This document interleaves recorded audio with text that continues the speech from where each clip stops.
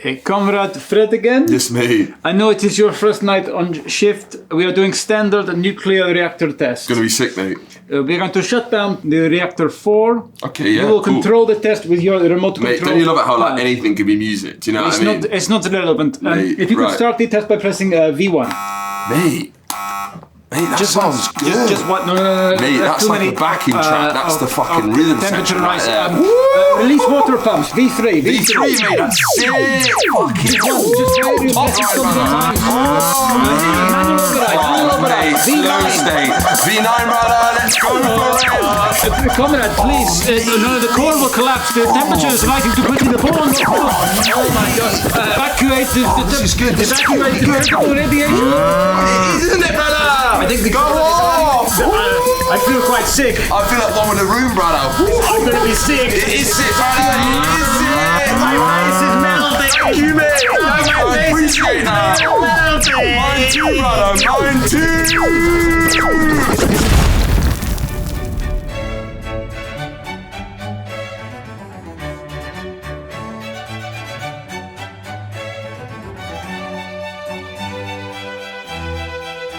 Welcome back to Finn vs. History. I'm with Horatio Gould. And this is one of our most requested topics. It's a banger. We are getting, finally, to Chernobyl. It's time to cheer on our nobbles. It is time to cheer on our nobbles, listeners. It's the communist Titanic. Yeah.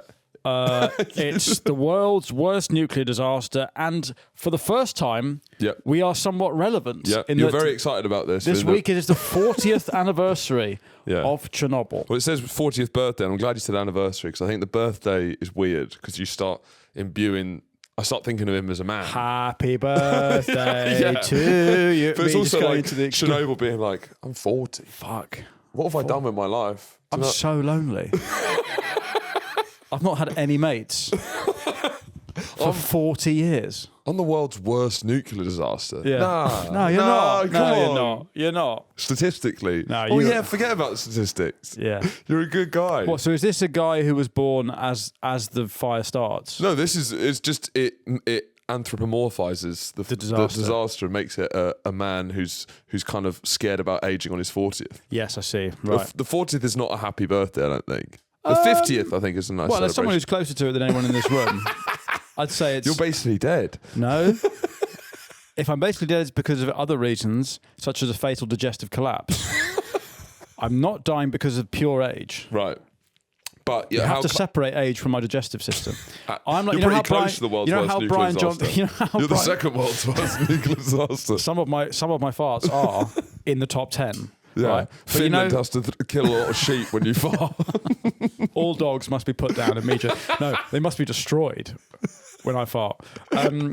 No, I mean in the way that Brian Johnson's erections are an 18-year-old's erections, in his own words. Yeah. Don't wince if I said something weird. He says that. Right. It's not over 18-year-olds. He's like, I've got an 18-year-old erection. Sorry, I mean, I only get an erection over 18-year-olds. No, he's saying my erections are the same strength as an 18-year-old, and then he uses that as an excuse to fuck 18-year-olds. Maybe. You should. You should. Yeah. Why else are you doing it? You're wasting. Yeah. Anyway, wasting it. In the same way that he's a 50-year-old man with an 18-year-old's boner, I'm a 35-year-old man with a 90-year-old man's stomach. In that I'm circling. Well, it's a Sovietly designed reactor core. There's no accountability. It's like it's built to failure is inevitable. It is, and there's no, there's a meddling bureaucracy above it that no one wants to take. You're never taking responsibility. No, everyone's passing the buck. It's always someone else's fault. Well, it's biscuit day. There's biscuits in the house. I can't have biscuits in the house. Yeah, this is not I'm not the head of biscuits. You have to go to that department. Comrade wife, why are these biscuits in the house? But also deny the fart. Yeah. Say there is no fart. No, don't evacuate. It's fine. Carry on as normal. It's the 40th birthday of Chernobyl. Happy birthday. Happy birthday to Chernobyl. And to celebrate. We'll get a cake in episode 3. Yeah. Part 3, we'll get the cake out. Yeah. And the very, very sad stripper who's really ill, bless her. It is. Don't let her cough on you. Imagine there's a stripper still there waiting in a cake at Chernobyl. Like it was someone's birthday in Pripyat right. in April 86. and they're wheeling in a stripper and a cake, and then they went, "Oh fuck, we got to leave," Yeah. and she's still there, being like, Oh right, yeah, she's very committed to the job. yeah. But she must look absolutely clapped now. Yeah. This is the worst nuclear disaster, the worst man-made disaster in history. It's also the most expensive disaster in history, estimated to have cost $700 billion. I think this is one of the most interesting things ever. Personally, I agree. I think it's so weird and strange, but also like one of the few examples where the world was potentially at risk. Well, you know, like Avengers films, it's always like, and I will destroy the world, and then a hero stops it. But this is like a real life. Yes. Nearly fucked it for everyone. Well, the stakes are so high in this; it's kind of insane. Oh, it's funny how it's framed as a disaster when you could frame it as like, well, they fucking saved the world. Yeah. In a way. I mean, they nearly ruined it, but they saved it. But that's why Russian history is so like, it's these sort of, they build such amazing narratives by nearly always fucking it somehow. Yes.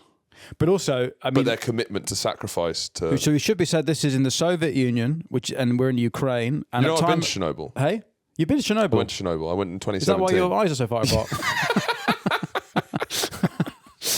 No. It's genetics. Did your mother go there? When you were in the womb, is that why? Yeah, I'm a Chernobyl baby. Oh, that makes sense, right. I went to Pripyat in the snow.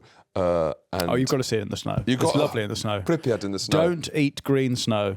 And we got taken around by, there's this guide, and you have a Geiger counter that starts like building up as you go. And it's like that you go into some of the classrooms and it's the date's been half written on the board because they've had to evacuate. As they're writing the mid-class. And the town was only built in 1970. So it's like, it's weird. It's for the Soviets, most modern town. It's Milton Keynes. It's Milton Keynes. but there was evacuated in 1986. So it's such a weird life of a town being new and completely ruined. Abandoned. Yeah, it's really strange. But it was amazing. This is the most expensive disaster in history, as I said. Now, this is the start of a 3-part series, and there's going to be a lot of science in this episode, which I will apologise in advance for. Before we get into what happened at Chernobyl, let's take a look at the fittest Soviet woman in the 1980s. Soviets up there with the fittest country? Russians? Well, at the top end. Well, I'm saying that, but obviously we're not in Russia, we're in Ukraine, and at time of record, Chernobyl is the worst thing that's happened in Ukraine. Right. That's an open-ended. I mean, who knows what's going to happen? I'd say the Soviets until the age of sort of late 20s, possibly the fittest. I'd say when they become mothers, they go off a cliff. Yeah. You could milk. Milk does something. Breast milk does something to Russian women, and they become fucking bricks that you could build houses with. I mean, it's about when do you get the babushka thing? It's almost like immediately cover up. Yes. But they have respect that as soon as they're no longer like a 10 out of 10 fittest woman ever, they get a scarf and wrap around their head out of respect. They put a burqa on. And they go 90 degrees. And then suddenly... It is, inside every gorgeous 25-year-old Russian is a absolute shit brick house of a 40-year-old Russian woman. Is this your dad's tipple, Soviet women? Yeah, he's getting married to a Russian woman in June. Oh, congrats. I'm the best man. You're the best man? I'm the best man, yeah. Really? Yeah. Are you? Yeah. You're doing a best man speech for your dad? I'll do a best man, yeah. Wow, that's great. It'll be fun. Where's he getting married? I think it's only going to be like a legal wedding, so they're not going to do the whole bells and whistles. Okay, so you're not doing a speech? I'll do a speech, but it will be like pretty low key. There's only like 40 people going. Best man for your dad. That's pretty cool. I guess I'm a nepo baby for getting the job. Yes. I guess if my dad had his next wedding was gay or something, I guess I'd be his. But you got to think, if you're getting married in your late 60s, men after 50, we were talking about this last week, you don't have friends really. It's harder to keep friends. It's very suspicious for a man to have friends. I mean, Charlie, your dad has no friends, right? He's got no mates, no. He just likes hanging out with my mum. Yeah, but he's fine with it. Yeah. My dad has a couple of people who are mates for a bit, but then they start, they nearly always join Reform or start selling crypto scams. Yes. And then he backs away. And he's like, I thought this guy was the best guy ever. It's like, comes with territory, what a shock. Listing his net worth in his there's one of his mates lists his net worth in his bio. 23 million, Dubai. Yeah. Beast. Kind of beast. Your dad does he have any mates? He's got far too many mates. That's suspicious. Yeah, well, it is suspicious. I've He's said a gay this before. man. He's a gay man. Yes, mates. Yeah, no, he goes to the theatre. He sees his friends. Yeah, he listens to women. No. There's something deeply wrong with this man. No, in another age, my father would be chemically castrated, and I would not exist. To stop him making friends. To stop him talking. And you're shedding friends now as you hurtle towards 40. Yes, I am shedding friends. I am. I'm deliberately trying not to go out to stuff, which is why I'm not in the Epstein files. I don't go to parties. But if you did, you would be. Well, yeah, I'm a man. I'd be like, well, all right, what are we drinking? Okay, 14-year-olds, fine. I'll wear the shirt. Yeah, I'll wear the shirt. Go on, Bill. Yeah, this is quite fun, actually. This is what we're doing. I'm easily led. I'm a sheep. I need a woman to tell me what to do. Speaking of women, this is. Have you got Tatiana Sirocco? Yeah. She is the daughter of nuclear physicists, and she grew up in a secret nuclear research community. Do they make her in a lab? Wow. Yes, she looks very nice, lovely. Yeah. Is that her there with getting her waps out?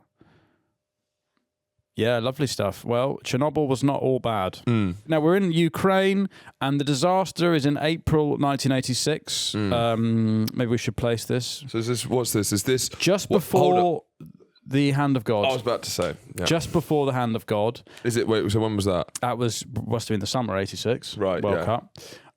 And it was after the Nietzsche killed God and went cross-eyed. Yeah. Or were you going to think of one of Ryan? Yeah, maybe. After the invention of PC plod, the term PC plod. Beforehand of God, after PC plod. I'd check that because PC plod is in Noddy, is he not? Which is it after George Michael's first sex scandal? There you go. He's rhymed it. Okay, that's pretty good. What were you going to say? It was after George Michael's first sex scandal? What, the toilets, cottaging? Yeah, I think so. Don't know if he'd come out in the 80s. 98, no, right. Yeah, no, far off. No. Blair's in power when he's cottaging. Yeah, fine. Yeah, the Blair years. The Blair years. That's when it just goes down the toilet. Well, more than the country goes down the toilet. Michael goes in there and starts noshing people off. We are in Pripyat, which is that's a new city which you've been to. Yeah. And Chernobyl is the name of the plant, or is it that's the area? I can't remember. I think that's the name of the plant. That's the name of the plant. But the city is called Pripyat, and it's there's Milton Keynes, but for people who work in nuclear science. Or is the power plant the Vladimir Ilyich Lenin nuclear power plant? It is called that. Chernobyl's probably the area then. Chernobyl's the nearby town, maybe? No, Pripyat's the nearby town. No, I know. Pripyat's built for the town, but why is it called Chernobyl? That's pretty handy. Charlie, just... We're out here. Just throw a life raft. It is the Chernobyl nuclear power plant so maybe it changed. In Pripyat.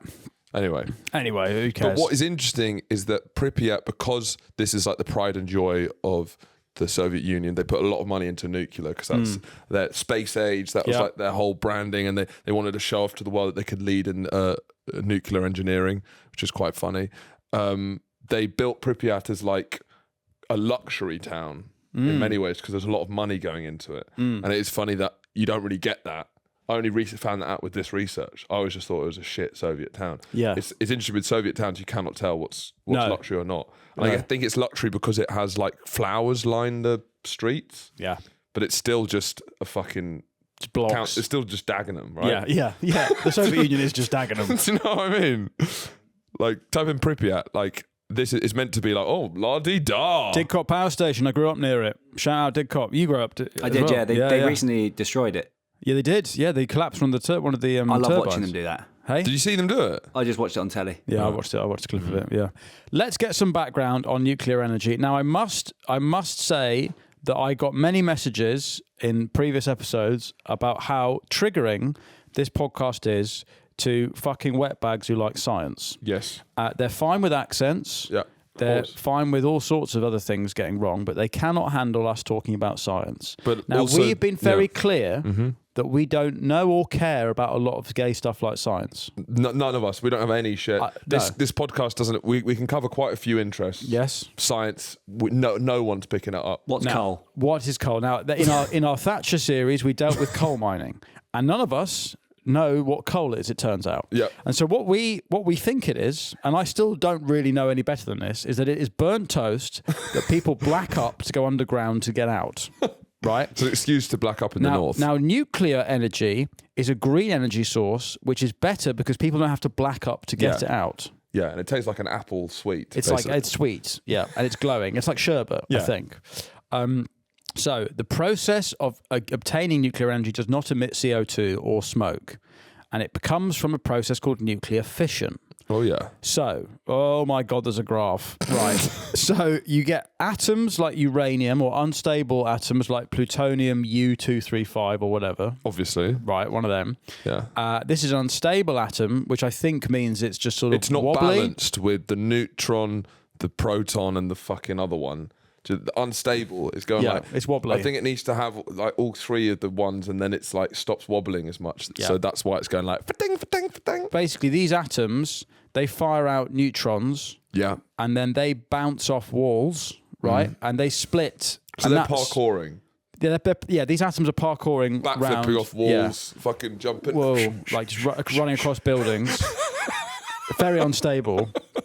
And that process emits energy, and then that heats up water, Yeah, that's what was interesting, which then creates steam, and the steam powers stuff. Because I guess, did you think that nuclear power plants worked where it was like you put the green thing in and it went like...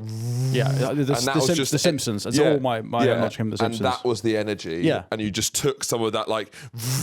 Yeah. And that went in. I didn't realise it's still just steam power. Yeah. Yeah. It's just a really dangerous way of making steam. Yeah. Just boil a kettle. Boil lads. a kettle, mate. Yeah. Could you make nuclear fission tea? Yeah, probably. Probably some of these nonces listening do. No, trust me, it's Oh, way trust me, better. it's way better for the environment. In my command centre, I've got this fission tea. What? But apparently we're like made of atoms. Well, Apparently. supposedly, I don't know. but I don't believe that. You don't buy it? No, I don't buy that. What are you made of? Hey, What do you think you're made of? I'm flesh and blood. Yeah. Or do you think the atoms is bollocks? I'm a poo hole and a boner and a brain. That's basically me. I'm not atoms. Wait, do you think atoms... Because to be honest, they could lie to us about atoms. I don't fucking Because know. we cannot see atoms. I don't know. They could have fucking lied to us. You know what I mean? But they're different things. There's not like a fingernail in a box and it's creating steam because they're firing it around. So it's not. What are you talking about? I'm talking about if I'm made of atoms, Right. and you've got atoms in a box in a reactor. It's not like a fingernail, is it? It's not No, part but of I me. think it's the uranium atoms. Yes. It's the specific structure of the atoms of these things. Yes. I think your fingernail atoms maybe are not the right structure. Exactly. But apparently, Don't say exactly as if that's, as if we've agreed. We're saying the same thing. Exactly. We're saying the same thing. Thank you. Yeah.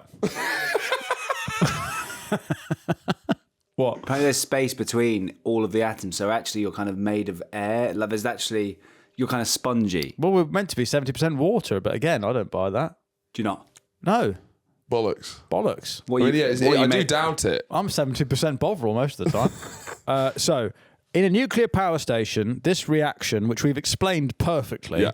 must be carefully regulated because you're basically creating chain reactions. Yeah, but I think And regulations is what's And destroying the red economy. tape. Yes, I agree. In many ways, this is a victory for freedom from red tape, Chernobyl. Nuclear fission creates a chain reaction, right? Yeah. And an uncontrolled chain reaction is an atomic bomb. Right. Right, which seems like a lot of risk for the reward of getting a cup of tea. Right? Why don't we drop a bomb in order to make a fucking cup of Tetley's? Yeah, or just boil a kettle. Let's split lads. the atom to fucking Guys, heat off. kettles exist. Anyway, why don't you just have 100 kettles in a box? Right. And But how do you power the kettle? what? How do you power the kettle? Electricity. Where do you get that from? Well, wherever it comes from now. Oh, that's a good point. Lightning. There you go. Okay, so you need a leg up, but then once you're up and running, the kettles it'll be self-regulating. You use the steam So you from need some to kettles. jumpstart the one kettle. Yeah. And then the steam from that powers the other one, and it's like, Okay. and that's a chain reaction. So we only need nuclear energy for one kettle, and then the rest. Yeah, you get the green glowing thing, and you put that in a box. That powers one kettle. Then you turn the green thing off, and then you just raise kettles. Yeah. Anyway, the heat produced by the fission boils water, which creates steam that spins turbines, which creates electricity. Right. These plants are very expensive to build, and also any radioactive waste must be managed safely because it has a half-life. Did you of learn about 1,000 Half-Life at school? Well, I played the computer game Half-Life. This amazing game. Amazing game. Half-Life. Half-Life. No.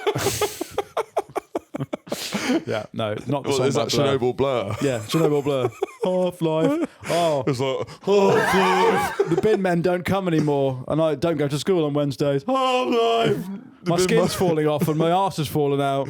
The bin and my man's wife nose left is where me, his eyes are. and my- Half-Life. my baby's got 7 fingers. Half-Life. Oh, the people. So many many people. people. They all got cancer now. All because of this. Half-Life. Dun, dun, dun, dun, dun, dun. I feed the pigeons. I sometimes feed the sparrows too, but now they're all fucking dead. Half-Life. Brilliant. Anyway. That's good fun. So the consequences of failure are severe, as may have just been indicated by our. But the half-life, that is where it gets. What's interesting about nuclear, because obviously the fact that it's just steam is a little disappointing because of how dramatic nuclear stuff is. But half-life is kind of terrifying, right? Yeah. It's like energy forever. So do you understand half-life at all? I don't really understand it. Have I got a life? Shut up. Shut up now. There's going to be a lot of that this series. I'm too stupid to talk about this. I can't have you being even more stupid than me because I'm already stupid. So you need to shut up. Yeah. Yeah. Half-Life, I believe it's like radioactive waves go out of a radioactively unstable thing. I believe Half-Life Right. is when it's how long it takes something to decompose, Yeah. right? And But the half-life can be thousands of years. that's what I mean, which means that it takes thousands of years to only go halfway, and then it goes thousands of years again to go half of that. And so it's very, very, very slow. It's exponential, but in the opposite So direction. what's giving everyone cancer is radiation. And how that works is it's waves like this, right, going like that, and then Yeah. it goes into your skin, and it disrupts the skin because it's going like... No, it fucks with your DNA. Yeah, it goes Yeah. right under... So it fucking works in those pockets. Like Thomas Muller. Yeah. Right. So it's in between the lines. Yeah. And it disrupts... It's Pep Guardiola is Half-Life. Yeah, Sam Allardyce has got no Yeah. answer. But that stuff does kind of just really give me the boogles. This 'Cause whole- the there's whole- something truly terrifying. And that's why this is a issue to solve for humanity is so terrifying, because it's like there's something like a Greek tragedy about, like, not even a Greek tragedy, a Greek myth about flying too close to the sun, basically unlocking something that you shouldn't have. Yeah, well, it's Pandora's box. Isn't yeah, it? completely. Yeah. So during the Cold War, the Soviet Union has invested in nuclear technology, and it's, as you said, it's tied to the prestige, and it's the space age, and the USSR rapidly expands its nuclear power program from the 50s onwards. And the expansion happens within this very centralized and crucially secretive political culture where there's no accountability and no one wants to take the blame for anything. Yeah. Where They're all middle managers. Yes, the Soviet exactly. Union, as we discussed in our Lenin Russian Revolution series, does mean the union of meetings. Yes, that is what it A means. Soviet is a meeting. Yeah. So it's the country of the union of council meetings. It's a nightmare. And part of the problem with the Russian Revolution is something that should be very excited is handicapped by the amount of meetings they have before anything happens. The amount of Jackie Weavers. Yeah, it's generally like if you're watching Too Fast, Too Furious, and then before every car chase, Jackie Weaver comes on, and there's like a meeting about where they're going to do the car chase. Anyway, so the nuclear sector is governed by these strict hierarchies, and as ever, there are these intense production targets that people are being judged on, and so this discourages open criticism or any problems being reported because everyone's just looking after their own back. Yeah. The Chernobyl nuclear power plant is constructed in the late 70s, and it is part of the Soviet Union's expanding nuclear energy program. And as you said, it's officially named the Vladimir Ilyich Lenin Nuclear Power Station. Surprise, surprise. Chernobyl refers to a nearby town, which is not Pripyat. Okay, fine. Anyway. So it's about 100 kilometers from Kiev. It's near Belarus, and its site is chosen because it has access to water from the Pripyat River, Which and obviously you need because you need to heat something up to create steam. It's relatively distant from major urban centres, although that who cares when you're going to blow this thing to shit? Yeah. And it's designed to be a major electricity supplier for Ukraine and beyond. So Pripyat was built to plant the workers and their families, and yeah, it's like Milton Keynes but Soviet. Yeah. If you think Milton Keynes is depressing, check out Pripyat. By the mid-80s, it had about 50,000 people living there, young families, Yeah. and I suppose they were skilled employees. Yep. It was considered one of the nicest places to live in the USSR. Yeah. And there you go. So what does that even mean? That's the most tallest dwarf thing ever. Yeah, it doesn't it? is. Yeah, it's Dagenham. Yeah.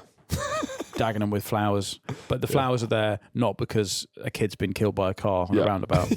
So the reactor Bolshoi Mnjosti-Kalny, the RWMK reactor. This is not the same technology that the West uses, right? No, we use a green thing that Homer Simpson drops, and that's fine. That makes a lot more sense. Yeah. But these are Soviet designs because a part of Soviet prestige is being able to come up with your own technology. As critics later joked, and bear in mind these are science people who don't know what funny is, they said, RBMK, more like ridiculously badly made Kettle. I mean, you say that, that's just what we said. Well, no, that's exactly what we said. No, I said we could be using thousands of kettles to achieve the same effect. Right, okay. Well-made kettles. Right, okay. Anyway. RWMKs. Yes. Ridiculously well-made kettles. Yes.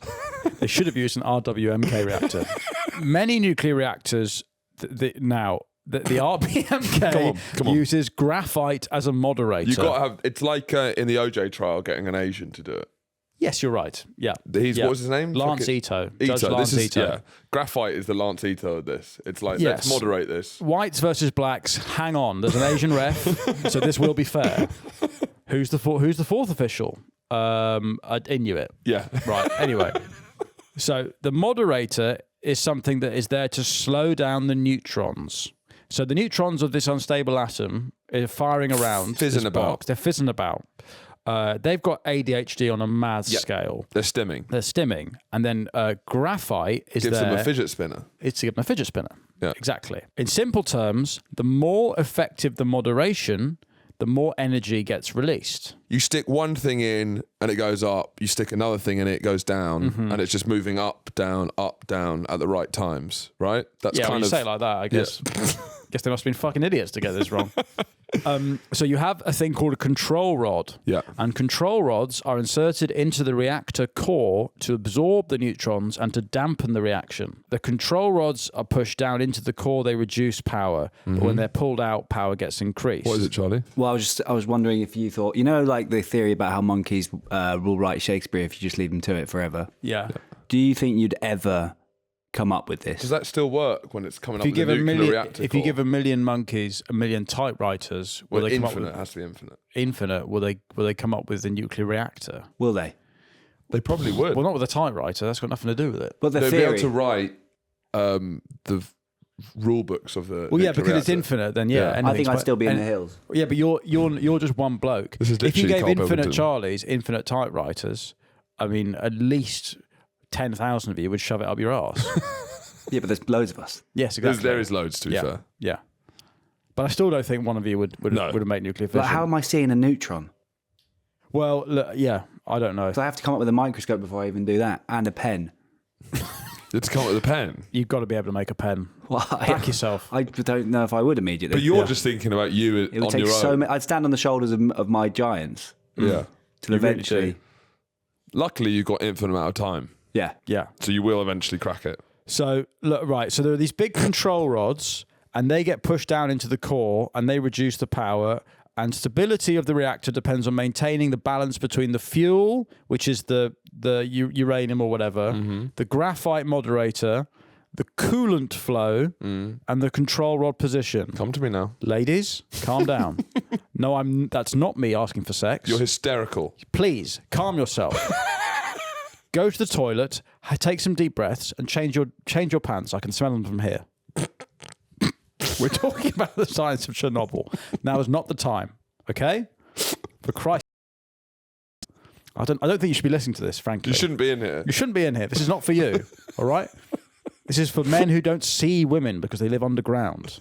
Now we've dealt with the science comprehensively. Done. Everyone knows how a nuclear reactor works. Dip in, it goes up. Take out, goes down. And there's a big button that says blow it all to shit. And I think maybe they press that, but we'll get to that. Which in the review they said take that button out because it serves no purpose. Yes. Having to blow up the whole. Why have you got the blow up the whole thing button? I don't know. I just thought. Let's get into some of the characters that are a part of this story. The man who is the senior figure on the night shift on the event on the night this happened was a guy called Anatoly Dyatlov, who in the Chernobyl miniseries is arguably besmirched. Yes, He's he played gets by a pretty Paul rough Ritter, ride. Yeah, and seemingly, obviously, they blame the systemic issues of the Soviet Union for Chernobyl, but he seems to be one of the nastiest, naughtiest men ever. Yeah. He's just the worst boss of all time, like insecure, lazy, rude, and causes Chernobyl. And so they put it kind of all on him. Yeah, it's all of these like well-behaved nuclears who are just trying to do their job, and he's like, "Yeah, do it. It's fine." Which is amazing to be someone in charge of a nuclear power plant, to be that reckless and ignorant. Oh, fuck it. No, just do fuck it. Do it. Fuck it. I want to go home. Boring. Tired now. Sir, it says it's about to blow. I don't care. Fuck off. Do it. This is something we found out. Dyatlov. So, died December 1995. Now, Charlie, when is your birthday? February 96. Are you saying he's a spirit? Are you going to spirit of Woden, Dyatlov? When Dyatlov died, Charlie was in the womb. Right. So I believe that in the way that the spirit of Woden went from Nietzsche to Hitler to you. Yes. Yeah. I believe the spirit of Dyatlov at the time when he died, it came into you, and you were Dyatlov reborn. But instead of mismanaging a nuclear power plant, you were mismanaging this podcast. Yeah. You're the Dyatlov of this podcast. Yeah, you are. And actually, do you know what? Every time we press record, there is a meltdown back there. I don't know what are going on. It's the spirit of Dyatlov. You're always having to go and call Pete and be like, Pete, I don't know what you've done. I don't know what's happened here. Just get on with it. Get on with it. And you look like a dinner lady. Do I? Yeah. Dyatlov was born in 1931, and he's Ukrainian. He's born in I think he dies in Kiev anyway. He grows up in Siberia. He ran away from home when he was 14. He studied engineering, graduates in 59, and he's worked in nuclear reactors for Soviet submarines. But he'd already had prior radiation exposure from an accident in that job. Well, I mean, this is Charlie's CV. Yeah, it is actually. So by the 1970s, he's considered for experience with reactor systems. So he is the senior supervisor on the night of the Chernobyl disaster, and he's overseeing a safety test, which is what's going on. So the other characters in this story, before we get to the safety test, you've got Viktor Brukhanov, who's the plant director, and he is very much a guy who is all politics. Like he is entirely obsessed. He's not really obsessed with safety. He's obsessed with his promotion. position. It's all civil service, right? Yeah. It's all about a ladder that you need to just slowly work your way up. Brukhanov is under pressure from higher ups to keep the plant meeting these targets and to avoid disruptions to the grid. I think maybe in the years leading up to 86, Chernobyl had exceeded its production targets by 100% or something. Yeah. And they wanted to keep it up. Yeah. Now, I think there are 4 reactors at Chernobyl. I think there are 4 RBMK reactors. Yeah. And what they are doing on April 26th, is they are running a safety test. And what they want to work out is if you cut external power for like a second or 2 seconds before the backup diesel generators kick in, there's like a little lag of 2 seconds. And what they want to know is if the steam that is already being produced can fill that 2-second gap and power the reactor so that there's no drop in lag electricity. Yeah. So that's what they're doing on the night. Now, around Dyatlov are these other people. You've got Alexander Akimov, who's the shift supervisor, Leonid Topchinov, who's a 25-year-old engineer, and he's responsible for managing the actual reactor. That's not Leona Lewis, Charlie, although these people do keep bleeding, and that's part of the problem with radiation sickness. Is that what that song's about? Yeah, I think so, yeah. Wow. And now, the RBMK has several weaknesses. One of the most significant is what is known as a positive void coefficient. Yes, I please. said stop listening, ladies. Positive void coefficients, which is when in a low power condition, if water in the reactor turns to steam, the reaction can accelerate rather than slow down. This is exactly what we didn't want to happen, sort of situation. It's a button that says press this for the opposite to happen. Yeah, okay. Why have we got an opposite button? Right. And the graphite is the issue because the reactor is using graphite and water cooling. A loss of water does not necessarily mean a reduction in reactivity. I don't understand why. I don't understand this. No, he's getting a bit too much now. I don't understand this. But also what I do understand... It's like they went in at the wrong time. That they're meant to go into the water and that's what makes the steam. But maybe the water wasn't in, so it just went straight into the reactor, and then that caused reaction. Well, you also have is it boron? Boron or is xenon? like it's the opposite of graphite. Boron. Boron. I think that's what they would. Yeah, maybe they misheard him going boring. Let's put boron in. Anyway, the tips of the control rods that are meant to shut down the reactor, they've got graphite on them, on the tips. So when the rods that are meant to shut down the reactor go in, the graphite displaces water before the neutron absorbing section of the rods take effect. I mean, so the water's gone, so the graphite goes directly into the core. I guess so. And that's really bad, I believe. But in the wrong conditions, this can cause a short spike in reactivity at precisely the moment the operators are trying to reduce power. So basically, the really bad kettle, the reactor, it can be operated safely, but there are very strict parameters of how you. The margin for error is far too big. Well, it's very small margin for error.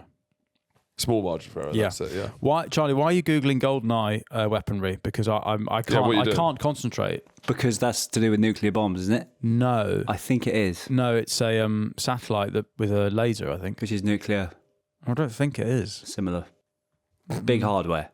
It's hard. Yeah, no, you're not wrong. It's hard. There's a lot of gear involved with yeah, there's gear involved. You can't have a nuclear reactor in your kind of toilet or in your bedroom. Well, I sometimes do have a nuclear reactor in my toilet, but I'd prefer it if you called her Amanda. Yeah, and she is unstable. Okay, and she has a very, very large margin for error. Very small margin for error. I mean, it's a very small margin for error. Some of the stuff. But she you're admits. misreporting statistics to try exactly. to try and get ahead in the world. I'm cooking the books. Yeah, I'm not passing the buck. You know. But there's an accident's inevitable. Yeah, it is. It's inevitable. So, I mean, basically, your holiday. It sounds like you were. Yeah, he was up there. You were up there in your ski lodge. He was doing some safety tests. Just constantly flushing the toilet. It sounds like you He were. was a Natlov in the toilet. You were basically as stressed as the men in Reactor 4 fuck. control room. Oh, no, just flushing the toilet. Oh, fuck, no. Yeah. So the test aims to see whether the turbine, which is still spinning after a shutdown, could generate enough residual power to bridge the gap in the seconds between the loss of electricity and the generator starting up. It had been tried before, but earlier tests had produced disappointing results. Suspicious. So management want success, partly for paperwork, partly for credibility, and partly because they face distinct pressure to deliver successful tests, right? Originally, they meant to do it in the day, but it got delayed because the reactor was playing up. Right. But anyway, they knock it into the night shift, which is perhaps why Dyatlov's so cranky. He's like, oh, boron. So in the early hours of 26th of April, Unit 4 is being pushed into a low power regime where the RWMK was least forgiving. And they're about to start the test, right? So let's get to the night everything goes wrong. Because the reactor had spent longer than intended at reduced power, the reactor was becoming unstable. Right. The control rods are partially inserted. Just it's a little bit like teasing. No, there are people listening who will use this analogy when they're having sex. You ready for my control rod to be partially inserted? Into the reactor core I go. Oh, shut down. There's been a catastrophic accident. That's what they say when they cover their pants. But that sort of implies that everyone in the control room is a nuclear cuck almost, watching it happen. Just sitting in the chair, loving watching it. rods and stuff. I mean, it is a bit. I'm reaching critical mass. It is a bit sexual. Watching rods go into a core. Yeah. So the rods are partially inserted, just the tip. Just the tip. Just the fucking tip. Water is circulated at high levels. To begin the safety test, power has to be lowered to around 30%. Operators insert the control rods further, increasing their depth in the core. Fuck. This also increases water flow. Yeah, I mean, it's getting very horny. I mean, people listening, I pray for them. Yeah. The operators insert the control rods further. The water flow is increased. The combination cools the reactor more than expected and suppresses reactivity. This doesn't normally happen. At the same time, xenon gas begins to accumulate. Fuck. Now, Now, as the power drops, xenon levels rise. Okay, so effectively, the reactor is being smothered by its own exhaust. Bet it is. So instead of stabilizing at 30, Or is it sitting on its face? Is that what you're implying, Charlie? instead of stabilizing at 30%, okay, power collapses to around 1%. The reactor had entered a xenon pit. Ladies, I'm sorry. I'm sorry. I realised there I'm will be... so sorry to say, but the reactor has entered a xenon pit. I'm sorry. I wish it wasn't the case, but It doesn't happen. This doesn't normally happen. But my reactor has entered a xenon pit. I'm sorry. I'm very, very sorry. It's an absolute This is xenon. literally the first It's a time it's xenon pit down here. I'm very, very sorry. I have reached a stall state in which sustaining a chain reaction has become difficult. Well, these are all great lines for erectile dysfunction. This is brilliant. Yeah. Lads, Sorry, I've in a stalled state in which sustaining a chain reaction has become incredibly difficult. Yeah. You must remember that an unregulated chain reaction is essentially an atom bomb. And that's what's happened down there. Okay? I've been trying to power you safely, but I've ended up absolutely... If I keep pushing, it's going to be in danger the surrounding area and potentially the whole of Europe. If I keep having sex with you, then twice the energy that was emitted at Hiroshima will be emitted every hour for the next 20,000 years. It's a great way of a nerdy guy who can't keep it up somehow getting power of the situation. Do you know that if I come in my pants now, before you touch me again, I'm incredibly reactive to your touch. I will explode if you touch me. my reactor core has entered a xenon pit. Steam will come out my ears. If you put a control rod in me now, water levels are remaining high. Xenon concentration has increased. The reactor is becoming hard to control. So, Toputnov and Akimov have been faced with a stalled reactor. It's about 1:30 in the morning, right? So they're tired. Yeah. Dyatlov's going, go, just fucking come on, fuck off, get on with it. Fucking do it. He's got an eye mask on and said, don't wake me up. Yeah. Got cucumbers in his eyes. Right. So they're faced with a stalled reactor and it's no longer sitting in a stable range. So they have a choice. Do they abandon the test and do we abandon the test and stabilize the unit? Or should we try to recover power and carry on? Please don't say the second one. Please pick option one. I need to stabilise my unit. I need to abandon the test. The test's failed.